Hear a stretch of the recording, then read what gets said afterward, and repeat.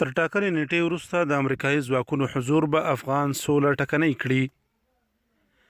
د افغانستان لپاره د روسیې ځانګړي استازي ضمیر کابلوف په خپلو تازه څرګندونو کې ویلي چې تر ټاکلې نیټې وروسته به په افغانستان کې د امریکایي ځواکونو حضور د افغان سولې پروسه ټکنۍ کړي.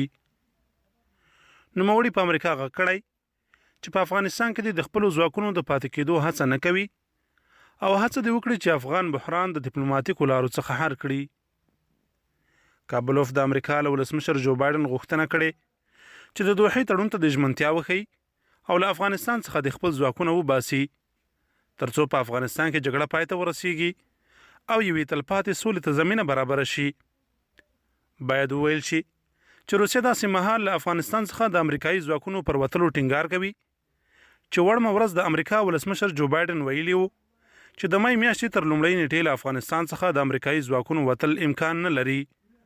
خو طالبانو یې په خبرون کې خبرداری ورکړی که بهرني ځواکونه پاتې شي پر وړاندې به یې له سره جګړه پیل کړي.